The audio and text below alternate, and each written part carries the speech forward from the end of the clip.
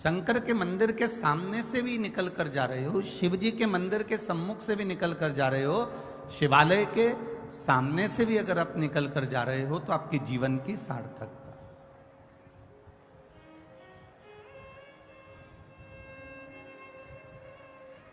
हमने देवादिदेव महादेव को देखा कि नहीं देखा, हमने भगवान शंकर को देखा कि नहीं देखा, यह हमें नहीं मालूम।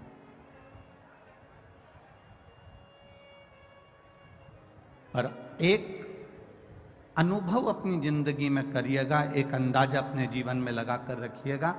आप शिव जी को देखे कि ना देखे, हमने शंकर भगवान को देखा कि नहीं देखा, पर इतना जरूर है, जो शंकर भगवान के नाम का उच्चारण करता है, जो शिव जी के नाम को पुकारता है या उसके दरवाजे के सामने से भी निकल कर चले जाता है, मेरा देवादिदेव महादेव एक बार उस पर अपनी कृपा की दृष्टि कर ही देता है। आप निकले उसके द्वार से,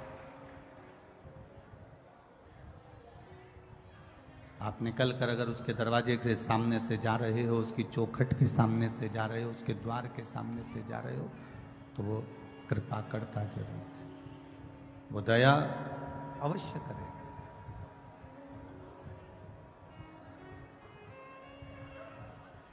एक साधारण सा स्मरण है,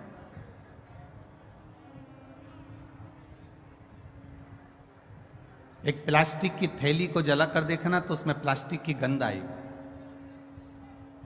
जो प्लास्टिक की गंध नहीं जानता वो भी अंदर कमरे में बैठा बैठा कह देगा कुछ तार जल रहा है।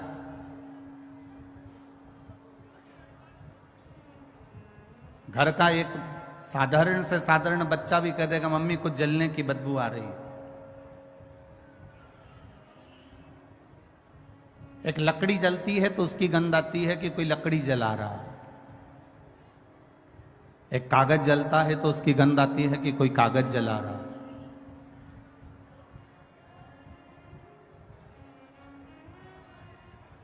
एक वृक्ष की पत्तियां जलती है तो उसकी गंध आती है कि वृक्ष की पत्तियां जल रही। वृक्ष की पत्ती अपनी गंध दुनिया को दे देती है, लकड़ी अपनी गंध दुनिया को दे देती है, प्लास्टिक अपनी गंध दुनिया को दे देता है। जो चीज जल रही है वो अपनी गंध दुनिया को दे रहा है।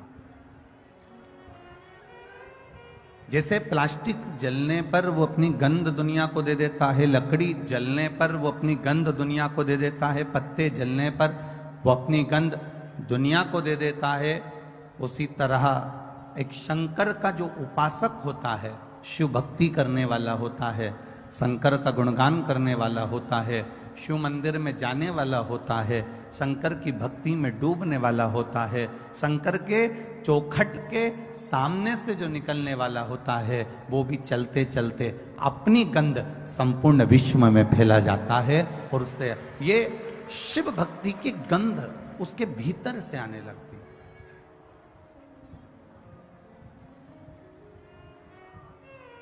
शिव महापुराण की कथा कहती है जरूरी नहीं कि आप मंदिर में जाएं तो दिया जलाएं, जरूरी नहीं कि आप मंदिर में जा रहे हैं तो एक लोटा जल चढ़ाएं, जरूरी नहीं कि आप मंदिर में जाएं तो बेलपत्र चढ़ाएं, जरूरी नहीं कि मंदिर में जाएं तो चावल का दाना चढ़ाएं, जरूरी नहीं कि मंदिर में जाएं तो आप पुष्प चढ़ाएं। शिव महापुराण की कथा ये भी कहती है कि जरूरी नहीं कि आप मंदिर में कुछ लेकर जाएंगे तो शंकर भगवान प्रसन्न होंगे। जरूरी ये है कि अगर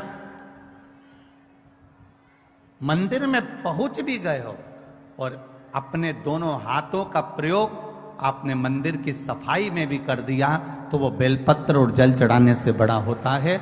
मंदिर की देखभाल में कर दिया तो वो मंदिर में सुख प्रदान करने से ज्यादा प्रबल होता है।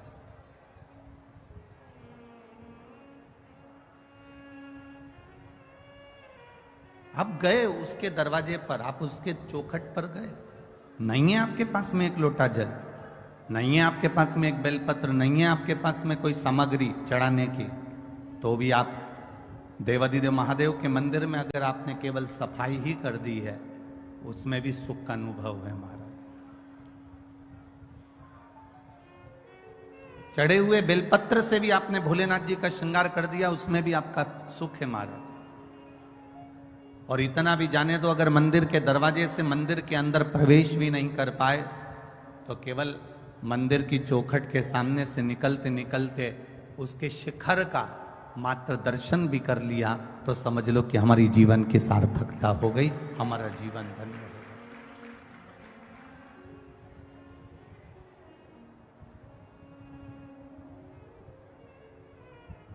हमने उसको पा लिया। क्या है ये 24,000 श्लोक की जो शिव महापुराण की कथा है, इसमें क्या भरा पड़ा है ये तो आज तक किसी को भी नहीं मालूम पड़ा। वैज्ञानिक कहते हैं कि ये 24,000 श्लोक की शिव महापुराण में विज्ञान भरा पड़ा हुआ है। साइंस कहता है कि 24,000 श्लोक की शिव महापुराण में हमारा पूरा साइंस भरा पड़ा है। पतंजलि कहते हैं कि शिव महापुराण की कथा में पूरा की पूरी औषधि भरी पड़ी है। भक्त कहते हैं शिव महापुराण की कथा में केवल भक्ति भरी पड़ी है। स्त्रियां कहती हैं शिव महापुराण की कथा में हमारा अखंड सौभाग्य भरा पड़ा है। कन्या कहती हैं शिव महापुराण की कथा में हमारा सुंदर वर भरा पड़ा है। वर कहते हैं इस शिव महापुराण की कथा में हमारी इच्छा, हमारी भक्ति, हमारा स्नेह भरा पड़ा है। बैरागी कहते हैं इसमें वैराग्य है। त्यागी कहते हैं इसमें त्याग है। संत कहते हैं इसमें विरक्ति है। तपस्वी कहते हैं इसमें तप है। और शिव महापुराण स्वयं अपने आप में कहती है जो दिल से सुन लेता है महादेव उसकी गोदी को भरकर 3 महीने में उसका भंडार आनंद में दे देते हैं। आए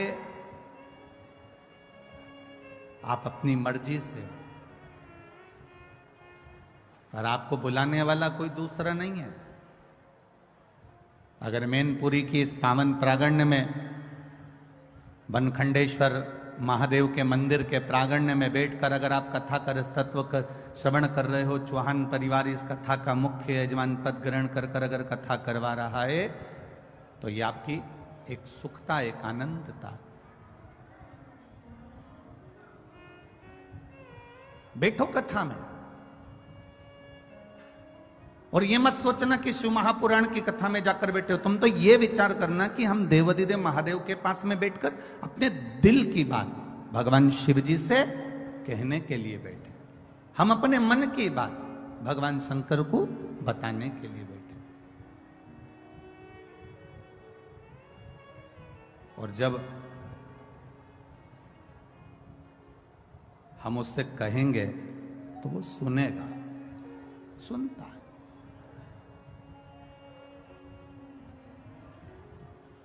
कोई कहे कि गुरुजी पहले दिन की कथा सुनना चाहिए कि दूसरे दिन की कथा सुनना चाहिए कि तीसरे दिन की कथा सुनना चाहिए कि चौथे दिन की कथा सुनना चाहिए, 5वें दिन की सुने, 6ठे दिन की सुने, 7वें दिन की सुने, सुने कब की?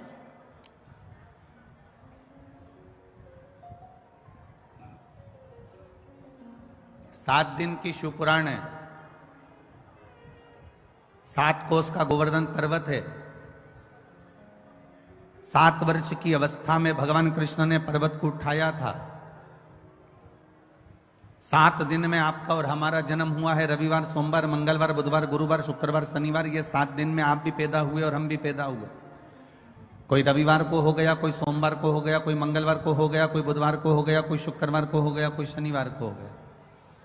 7 दिन में अगर जन्म हुआ है तो 7 दिन में ही हमारी मृत्यु भी है। अलग से कोई दिन हमारे लिए मरने के लिए नहीं आएगा। रविवार को जन्म हुआ, सोमवार को बड़े हुए, मंगलवार को ब्याह हुआ, बुधवार को बच्चे हुए, गुरुवार को बीमार पड़े, शुक्रवार को हॉस्पिटल गए और शनिवार को सीताराम हो गए। ये 7 दिन ऐसे ही निकल गए। अब इन 7 दिन में से अगर एक क्षण, एक दिन, एक पल, एक घड़ी, यहां तक शिव महापुराण की कथा कहती है कि एक क्षण की भी अगर हमने शिव महापुराण की कथा को श्रवण करा है तो हमने अपनी जिंदगी को सार्थक बना लिया, हमने अपने जीवन की सार्थकता प्रकट कर।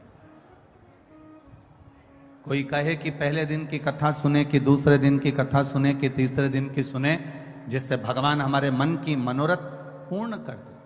हम कहते जो दिन आपको मिल जाए, जो क्षण आपको मिल जाए, जो पल आपको मिल जाए, जो घड़ी आपको मिल जाए, आप उस बीच में भगवत भजन करें। कोई गारंटी है? अरे बोलो तो रे मैनपुरी वालों, कोई गारंटी है कि तुम 80 साल जियोगे कि 70 साल जियोगे कि 100 साल जियोगे कि 50 साल जियोगे? यहाँ तो शिव पुराण की कथा कहती है एक दिन की भी गारंटी नहीं है महाराज। एक कपड़ा लेकर आते हो तो उसकी गारंटी दे देता है, मेरी 1 साल की गारंटी है कि इस कपड़े का कलर नहीं जाएगा। एसी लेकर आते हो तो उसकी गारंटी हो जाती है। सीमेंट की बोरी लेकर आते हो तो उसकी गारंटी हो जाती है। ईंट लेकर आते हो तो उसकी गारंटी हो जाती है। सरिया लेकर आते हो तो उसकी गारंटी हो जाती है। कूलर फ्रिज लेकर आते हो तो उसकी गारंटी हो जाती है। पर केवल किसी को ले जाकर अपनी पत्रिका भी दिखा दोगे और वो पंडित जी ने कह दिया कि ये तो 80 साल जिएगा, तो तुम पंडित जी से कह दो कि लिख कर दे दो कि गारंटी कार्ड बना दो कि मैं 80 साल तक जीऊंगा, तो पंडित जी भी कह देंगे ये कोई भरोसा नहीं कि तू 80 साल जिएगा, क्योंकि शरीर की कोई गारंटी नहीं ये कब चले जाए, इसका प्राण पखेरु कब समाप्त हो जाएगा, इसकी कोई गारंटी।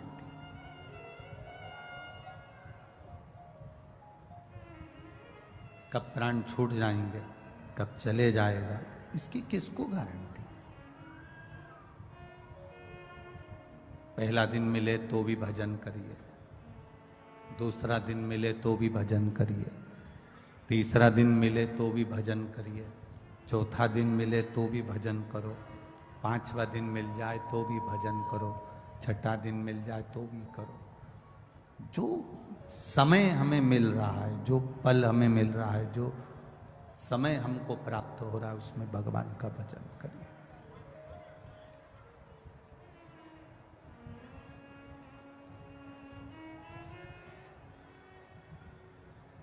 एक देवराज नाम का ब्राह्मण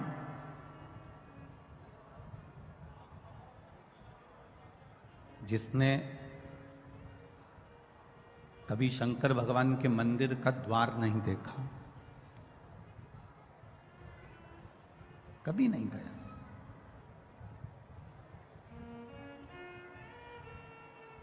पहली बार चोरी का सामान लेकर शिव जी के मंदिर में पहुंचा, पहली बार। आप में से कई लोग ऐसे होंगे जो पहली बार शिव महापुराण की कथा में पहुंच रहे होंगे। अब एक अंदाजा लगाना कि वो तो चोर था, ब्राह्मण के घर में जन्म जरूर ले लिया था उसने, पर उसने चोरी का धन लेकर अपने पास में रखकर चोरी का सामान लेकर शंकर के मंदिर में पहुंचा था।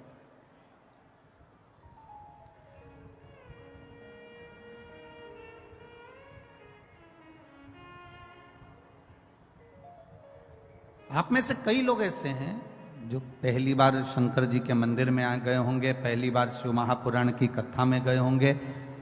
कई लोग पहली बार शंकर की कथा को सुनने के लिए इस पंडाल में बैठे होंगे, कई लोग।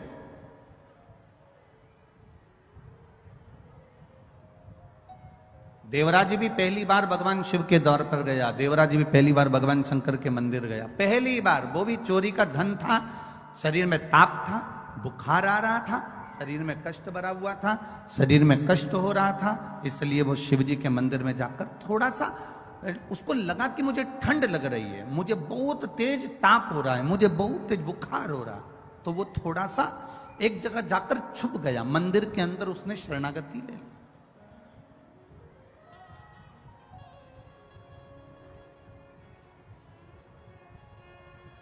कैसे भी गया, पर गया तो शिव के मंदिर में, कैसे भी पहुंचा पर गया तो भगवान शंकर के मंदिर में। अधिक मास की कथा कहती है आप लोगों ने श्रवण किया होगा। अधिक मास की कथा में वर्णन आता है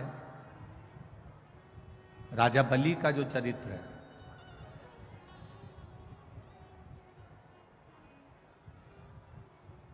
ये राजा जो बलि था, जिसके दरवाजे पर भगवान वामन भगवान भिक्षा मांगने के लिए गए, इसका चरित्र अधिक मास की कथा में स्कंद पुराण में भी आता है, विष्णु पुराण में भी आता है, वराह पुराण में भी आता है, वामन पुराण में भी आता है, कूर्म पुराण में भी आता है, मत्स्य पुराण में भी इसका वर्णन आता है।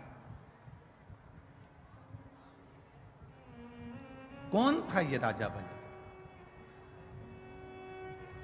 क्यों इतना बड़ा दानवीर बन गया? क्यों भगवान को उसके दरवाजे पर भिक्षा मांगने जाना पड़ा?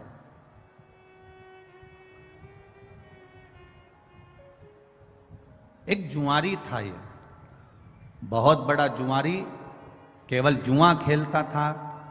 इतना बड़ा दोस्तों के साथ बैठकर जो जुआ खेलना चालू करा, जुआ चलता रहा, हर बार हारता था। जुए में आज तक नहीं जीता। कभी उसने जुए में विजय प्राप्त करी ही नहीं, कभी जीत ही नहीं पाए। जितने लोग आस्था चैनल पर कथा सुन रहे हैं, जितने फेसबुक यूट्यूब पर कथा सुन रहे हैं, और जितने इस मैनपुरी के पावन प्रांगण्य में वनखंडेश्वर मंदिर के इस पावन प्रांगण्य में कथा सुन रहे हैं, बड़े सावधानी से सुनिएगा। कभी नहीं जीता, जुआरी था। अब जुए में लिप्त रहा करता था, जुआ खेला करता था, जुए में लगा रहता था। एक दिन एक शंकर भगवान के कोई उपासक, शिव के कोई भक्त बैठे थे और भगवान शंकर की आराधना में डूबे हुए थे। जुआरी ने विचार करा कि मैं करूं तो करूं क्या, कि मेरी जीत कैसे हो जाए, मैं जीतूं कैसे? ऐसा कोई कार्य करा जाए जिससे मेरी जीत हो जाए और सब कुछ मेरा हो जाए। परंतु ये आज तक जिंदगी में कभी जीता ही नहीं था।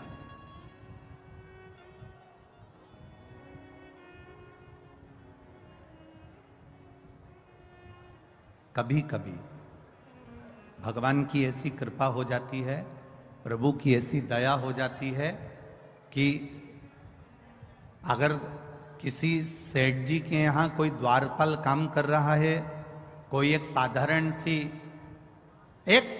सी किसी मंत्री के यहाँ, किसी कलंत्री के यहाँ, किसी संतरी के यहाँ, बहुत बड़े ऑफिसर के यहाँ अगर कोई एक व्यक्ति साधारण सा बेचारा चौकीदारी करता है, कोई काम करता है, कोई साधारण कार्य में लगा रहता है, कभी शिव की उपासना, कभी जीवन में उसकी धर्म पत्नी ने अगर भगवान शंकर की भक्ति करी होती है, शंकर की आराधना करी होती है, शिव तत्व को जाना होता है, तो कभी कभी ऐसी कृपा हो जाती है किसी के यहाँ चौकीदारी करने वाला एक साधारण सा व्यक्ति भी कब राज सिंहासन पर जाकर बैठ जाता है, लोगों को मालूम ही नहीं पड़ पाता।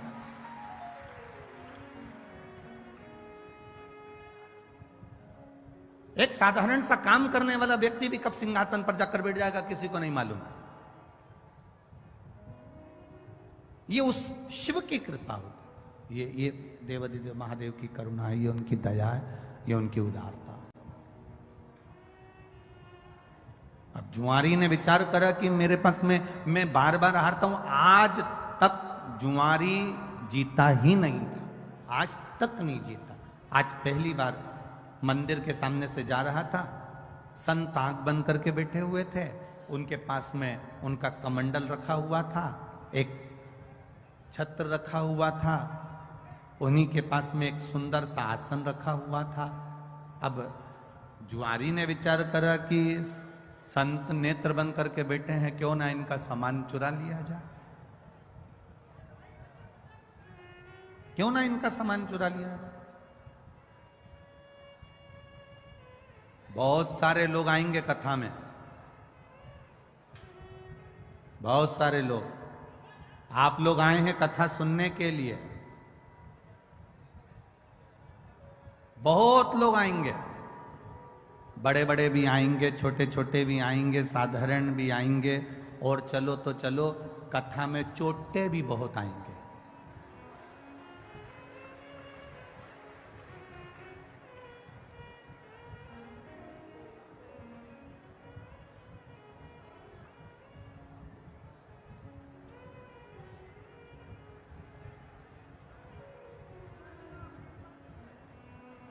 दो लोग बहुत जल्दी गायब होते हैं महाराज। अगर मैनपुरी वाले सब बात अच्छे से संभाल ले तो हमारा मन है कि मैनपुरी में कथा जरा जोरदार आनंद से करी जाए। हो संभाल लोगे तो बोलने में पीछे नहीं हटेंगे, ठीक है? पक्का? बस तो दो लोग बहुत जल्दी गायब होते हैं, वोट लेके नेता और चेन लेके चोर, बहुत जल्दी गायब हो जाते।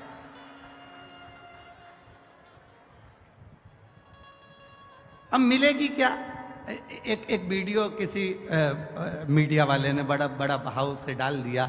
एक वीडियो डाला उन्होंने कि बेचारी कल वो शोभा यात्रा निकल रही थी और उसमें दो माताओं की कोई चेन कट गई होगी, वो रो रही थी, तो उनका वीडियो खूब चला और वो रो रही हैं और उनका चेन चली गई, चेन चली गई, उनकी चेन चली गई।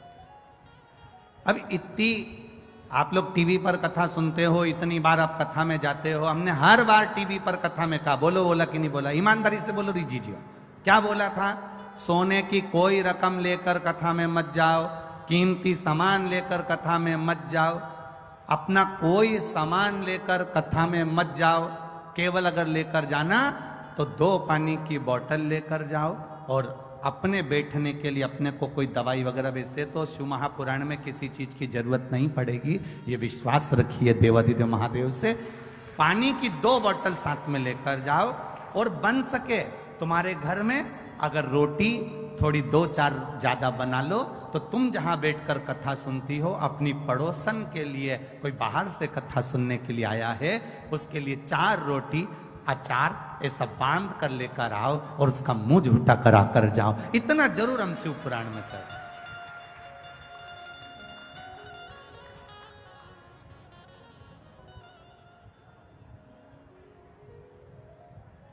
अपने साथ में 2 पानी की बोतल लेकर जाओ, एक खुद के लिए और जम के बोले एक अड़ोसी पड़ोसी और पीछे वाला धड़ोसी, तो उसके एक पानी की बोतल जरूर लेकर।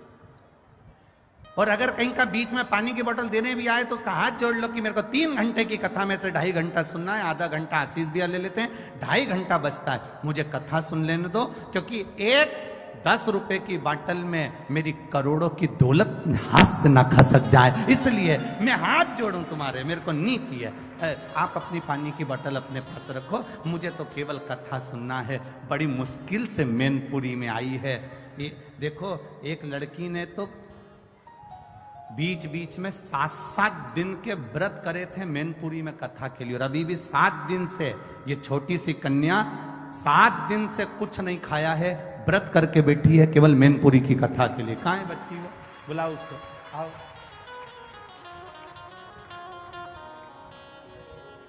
सात दिन से इस कन्या ने कुछ नहीं खाया, केवल व्रत कर रही है कि शिव महापुराण की कथा हो जाए और शंकर जी की कथा एक बार प्रारंभ हो जाए। एक बार जोरदार ताली बजाओ इस बच्ची के।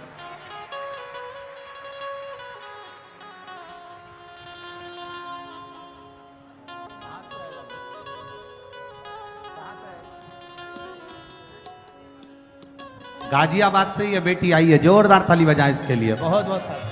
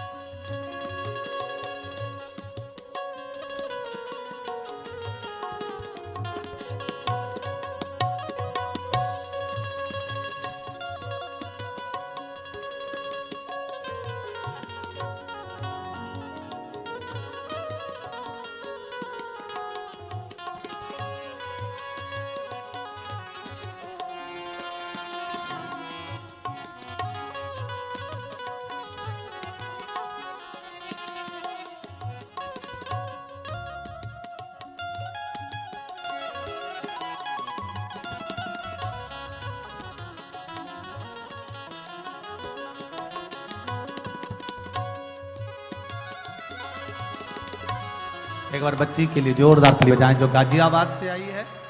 7 दिन के व्रत, और उसके घर के लोग बोल रहे कई बार व्रत रख लिए, केवल पास में कथा नहीं होती, मुझे कोई लेकर नहीं जाता, कथा सुनने को नहीं मिलती। मैं फिर निवेदन करूंगा, 10 रुपए की पानी की बोतल के लिए करोड़ों की जायदाद मत छोड़ देना। इसको सुनकर अपनी झोली को इतना भर लेना कि दूसरी बार मेरा महादेव आए तो आप खुद जजमान बनकर कथा करवाओ। ये बाबा से करो। खाली ना जाता कोई दर से तुम्हारे,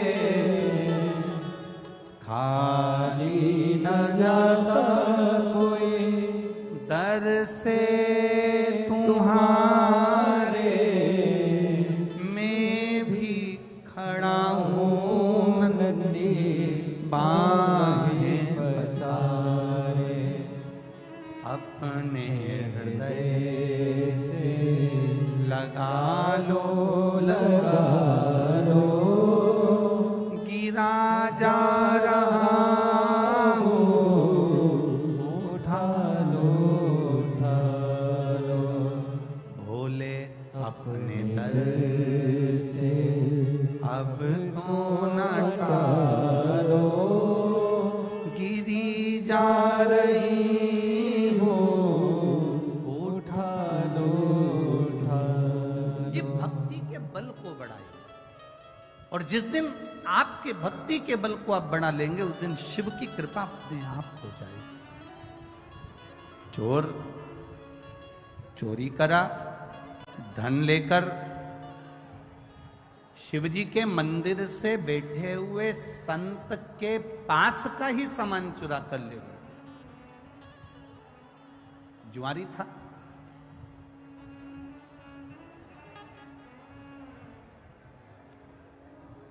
कमंडल, छतरी, आसन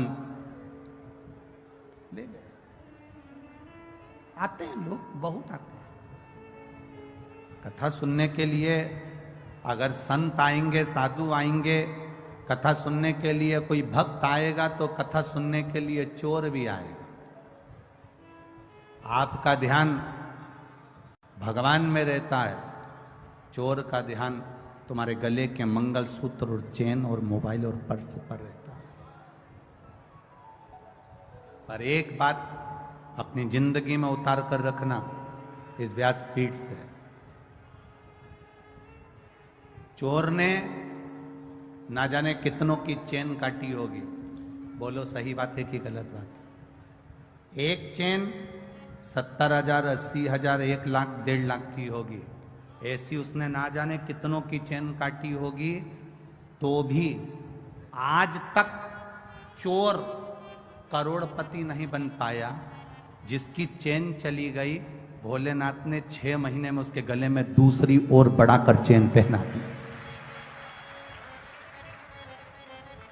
जिसकी गई उसने बाबा ने फिर दे दी, उसने फिर मेहनत करी, फिर काम करा और फिर अपना कर्म कर कर उसने चेन बनवा ली और गले में पहन ली। पर चोटा अभी तक भी चोटा की चोटा ही रिया, वो चोटा आज तक ठीक नहीं।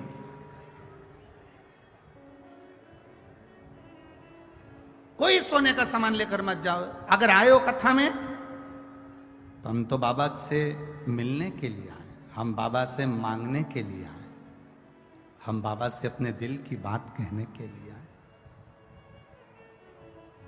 दिल की बात।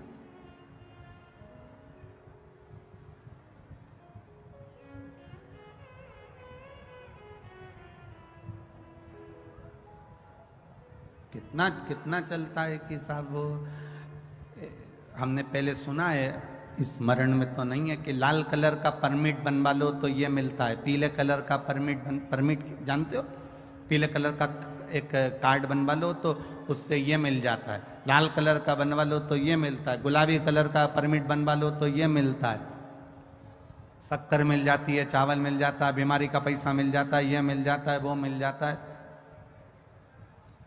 एक परमिट पीला कलर का बनवाया तो ये मिल जाएगा, गुलाबी कलर का बनवाया तो ये मिल जाएगा, लाल कलर का बनवाया तो ये मिल जाएगा। शिव महापुराण की कथा कहती है एक परमिट तुम्हारे शंकर की भक्ति का भी बनवा लो, क्योंकि वो अंत समय तक चलता है, जब तक तुम्हारी श्वास चलती है, अंत समय तक वो देता है। एक जुआरी गया और एक संत का, एक ब्राह्मण का आसन, कमंडल, छतरी लेकर आ गया, और उसने वो लेकर आया और अपने दोस्तों से कहा कि चलो जुआ खेलते हैं। जुआरी ने, दोस्तों ने कहा तेरे पास लगाने के लिए क्या है? उसने कहा मेरे पास छतरी है। उसने कहा मेरे पास कमंडल है। उसने कहा मेरे पास में ये आसन है। दोस्तों ने कहा फिर ले आया थोड़ा बहुत सामान, चल बिठाओ, जिंदगी में आज तक जीता तो है ही नहीं, हारेगा। सब बैठ गए, जुआ चालू हुआ। दोस्तों ने अपनी अपनी जिंदगी की पूरी कमाई उस छाता, कमंडल, आसन में लगा दी, और आज ऐसा योग बन गया कि जुआरी जीत गया। और जुआरी जीत गया, खूब पैसे वाला बन गया, पैसे वाला बन गया। तो जब व्यक्ति के पास में धन बढ़ने लगता है, जब व्यक्ति के पास में थोड़ी सी संपदा बढ़ने लगती है, तो उसके 3 मित्र बन जाते हैं। पहला ताली, प्रशंसा करने वाले। दूसरे नंबर का थाली, होटल में खिलाने वाले। तीसरे नंबर का प्याली, मदिरा पिलाने वाले। ये उसके 3 मित्र बन जाते हैं। इसके बन गए। प्रशंसा करने वाले इसके मित्र बन गए। बहुत बढ़िया, कितना पैसा है तेरे पास में, कितनी दौलत है तेरे पास में। लोगों ने इसको होटल में खिलाना चालू कर दिया। अब इसके पैसे से होटल का माल खाना चालू कर दिया। नशे में धुत रहने लगा, और नशे में रहते रहते, होटल में खाते खाते, नशे में रहते रहते एक वेश्या के संग पड़ गया।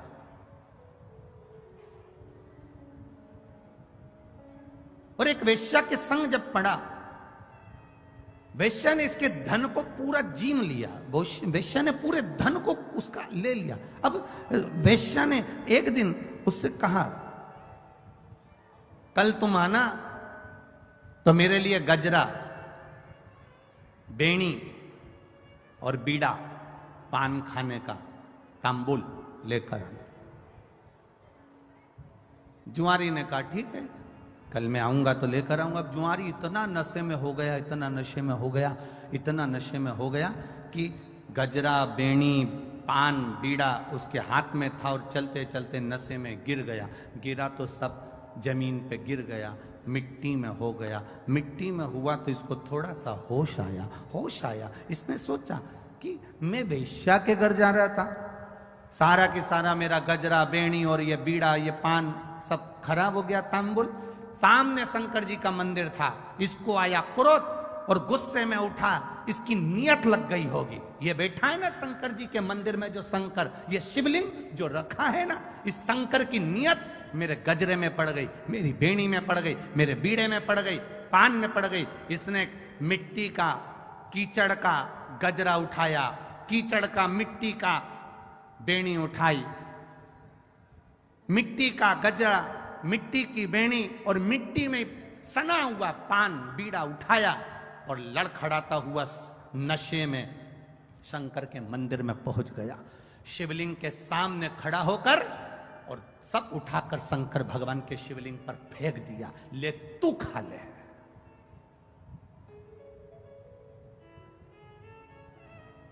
शिवलिंग पर फेंका, ले तू खा। चले गया। 2-3 साल निकल गए। 3 साल के बाद ये मर गया, प्राण छूट गए। गया ऊपर, यम की कैद, यम की सभा में पहुंचा। चित्रगुप्त महाराज से कहा गया इसके पुण्य पाप गिनो कितने हैं। चित्रगुप्त महाराज ने कहा इसने जिंदगी में पापी पाप करा है। जिंदगी में जुआ खेलता रहा, पूरी जिंदगी बर्बाद कर दी जुआ खेलते खेलते। मदिरा में डूब गया, चोरी में डूब गया, व्यसन में डूब गया, वेश्या का संग में डूब गया। इसने कोई अच्छा काम नहीं करा। कोई तो अच्छा काम इसने जिंदगी में करा होगा, कोई अच्छा काम नहीं करा। कोई तो काम करा होगा ना, देखो तो सही। यमराज ने जब चित्रगुप्त महाराज से पूछा, उन्होंने मना कर दिया। धर्मराज को बुलाया गया, धर्मराज से न्याय करवाया गया। इसने कोई अच्छा काम करा है? धर्मराज ने न्याय में बता दिया पत्रिका में, इसने एक काम अच्छा करा है। क्या?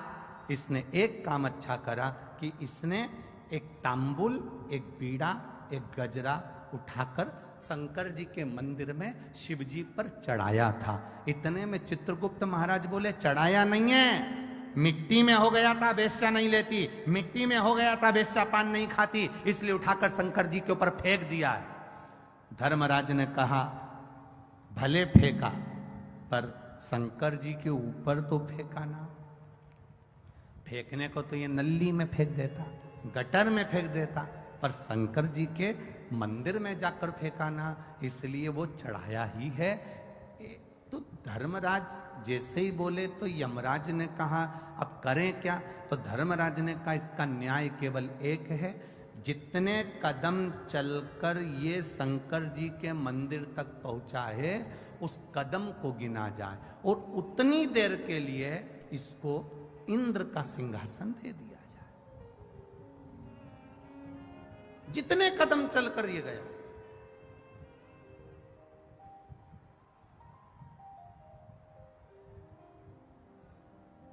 जितने कदम चलकर ये गया है उतने कदम के लिए इसको, अब उसके कदम किने गए? कहा 28 कदम चलकर ये शंकर जी के मंदिर में पहुंचा है, तो कहा 28 घड़ी के लिए इंद्र को कुर्सी से उतार दो और 28 घड़ी के लिए इसको इंद्र के सिंहासन पर बिठा दो। 28 घड़ी के लिए जब इंद्र के सिंहासन पर बैठा जुआरी, तो जुआरी को लगा मैंने शंकर जी के मंदिर में केवल सड़ा हुआ बेकार सा सामान फेंका था, तो मुझे इंद्र का सिंहासन मिल गया।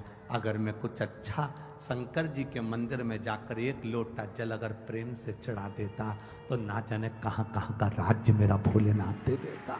केवल 28 घड़ी 22 घड़ी शिव के मंदिर जाने में जितने कदम चलकर गए उतनी देर का राज इंद्र का सिंहासन मिल गया, इंद्र की सत्ता मिल गई। इसने भी देरी नहीं करी, दान में पीछे नहीं हटूंगा, ताली बजाई, अप्सराओं को बुलाया, दान कर दिया, ऐरावत को बुलाया, दान कर दिया। जितना इंद्र के सिंहासन पर बैठा, जितनी देर बैठा, जो जो रखा था सब दान कर दिया। 28 घड़ी के बाद कुर्सी से नीचे उतरा, तब दूसरा इंद्र जो पहले वाला था वो वापस कुर्सी पर बैठा। कुर्सी पर बैठा तो उसने अप्सराओं को बुलाया तो आए नहीं, ऐरावत को बुलाया तो आए नहीं, जितना खजाना भरा पड़ा था सब वो लुटा के चले गया। अब सब लुटा के चले गया तो इंद्र रोते रोते भगवान विष्णु के पास गए, नारायण जो पहले शंकर जी के कहने पर, धर्मराज के कहने पर जिस जुआरी को तुमने कुर्सी पर बिठाया था वो सब बर्बाद कर गया, सब लुटा कर चले गया। अप्सरा नहीं, ऐरावत नहीं, धन नहीं, दौलत नहीं, सब लुटा दिया। पूरे इंद्र की सरकार, इंद्र की सत्ता में जितना पड़ा था सब लुटा कर चले गया। ऐसे व्यक्ति को कुर्सी पर बिठा दिया जो सब लुटा दिया। भगवान नारायण ने कहा, अरे इंद्र, जो तू इतने सालों में नहीं कर पाया वो 28 घड़ी में करके निकल गया। 28 घड़ी करा और निकल गया। जो तू इतने सालों से नहीं कर पाया, अपनी सत्ता रहे, वैभव रहे, सालों साल चलती रहे, जो इतने वर्षों से नहीं कर पाए, कोई उस कुर्सी पर जब बैठता है तो बैठने पर फिर वो जब लुटाना चालू करता है, बात का नहीं सोचता कि खाली होगा दूसरा बैठेगा तब देखा जाएगा, अभी तो दोनों हाथों से कर्म करने का मौका मिला है। अच्छा करते चल, सत्कर्म करते चल, जितना अच्छा कर सकते हो करो। अरे इंद्र, तू दुख मत मना, जो तू नहीं कर पाया वो 28 घड़ी में बैठकर वो करके निकल गया। तू तो इतने सालों से बैठा था ना कुर्सी पर, तू इतने सालों से बैठा था ना सत्ता पर, तो तूने क्या करा? पर वो बैठा और कर कर सब चला गया। इंद्र नेत्रों से नीचे चरण में भगवान के नेत्र कर लिए और भगवान विष्णु ने जाकर उस जुआरी से कहा, तूने अपने दान का सदुपयोग करा, जा मैं तुझे आशीर्वाद देता हूं। शंकर जी के मंदिर में तूने गजरा बीड़ा दिया था, अधिक मास का समय था, इसलिए मैं तेरे दरवाजे पर भिक्षा मांगने आऊंगा। तू पृथ्वी पर राजा बलि बनकर जन्मेगा और ये नारायण वामन अवतार लेकर तेरे दरवाजे पर भिक्षा मांगेगा। अधिक मास का महीना। बहुत हंसते हैं लोग। कावड़ यात्रा लेकर जाने वाले कावड़िया जितने होते हैं, गंगा जी का जल लेकर जाने वाले, 2 लोटों में जल भरकर लेकर जाने वाले, शंकर जी को जल चढ़ाने वाले पर, कावड़ियाओं पर दुनिया के लोग हंसेंगे, अपशब्द कहेंगे, ताना देंगे, आड़ा टेढ़ा बोलेंगे। रोज सोशल मीडिया पर देखना तो लोग कावड़ियाओं पर ताना देते मिलेंगे। शंकर जी को जल चढ़ाने से क्या होता है, शिव जी को दूध चढ़ाने से क्या होता है, शंकर जी के ऊपर बेलपत्र चढ़ाने से क्या होता है, शंकर जी को इतना दूध फ्री में ढोले जा रहे हो, इतना दूध शंकर जी पे चढ़ाए जा रहे हो। हमारा तो इतना सा निवेदन है, आप जितने बच्चे पैदा करो उनको दूध पिलाने की दम तुम में रखो। सनातन धर्मी को मालूम है कि दूध कहां कहां चढ़ाना है, ये उनको ज्ञात होता है। एक एक सनातन धर्म का व्यक्ति जानता है कि दूध किस जगह चढ़ाना है। शंकर को रिझाना है, दूध चढ़ाना है, कावड़ चढ़ाना है, ये शिव को रिझाने के लिए है। कोई कह दे कि ये व्यक्ति या ये समाज का व्यक्ति या वो समाज का व्यक्ति, शंकर को जल चढ़ाने वाला न ब्राह्मण, न क्षत्रिय, न वैश्य, न शूद्र, ये कोई नहीं होता। शंकर को जल चढ़ाने वाला केवल शंकर का एक उपासक, शिव का भक्त होता है, और कुछ नहीं होता। ये हमारे भीतर का भेद है। ये हम सोचते हैं कि शिव जी के मंदिर नहीं जाना चाहिए, शंकर को जल नहीं चढ़ाना चाहिए। नए नए लोग आएंगे, आपसे कहकर जाएंगे जल चढ़ाओगे तो ऐसा हो जाएगा, धतूरा चढ़ाओगे तो ऐसा हो जाएगा, ऐसा करोगे तो ऐसा हो जाएगा। शिव महापुराण की कथा कहती है, शंकर को अगर 1 लोटा जल चढ़ा रहे हो, हमने पहले भी अलवर की कथा में कहा था, इससे पहले पुष्कर जी की कथा में कहा था, कोई लेट बनता है, कोई जल्दी बनता है, मेरे शंकर को जल चढ़ाने वाला एक दिन सेठ जरूर बनता है। ये निश्चित है, बनेगा जरूर। करते रहो शिव की आराधना, खाली नहीं जाती। शंकर की आराधना खाली चले जाए तो मतलब क्या।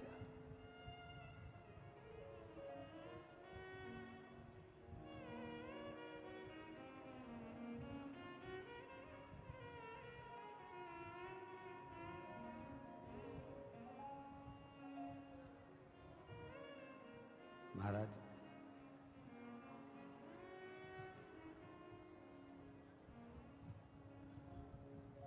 अरे जब भी जन्म मिलेगा सेवा करेंगे तेरी।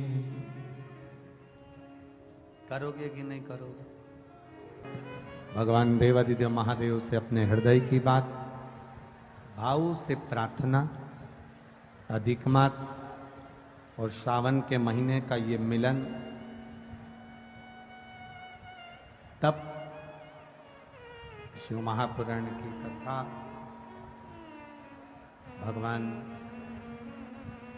देवादिदेव महादेव की कृपा से आप और हमको मिली है।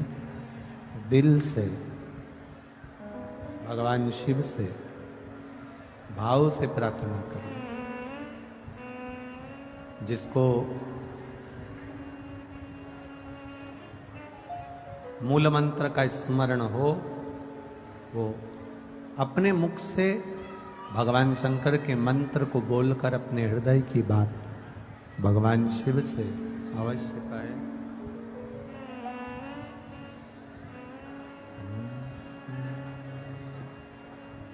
श्री शिवाय नमस्तु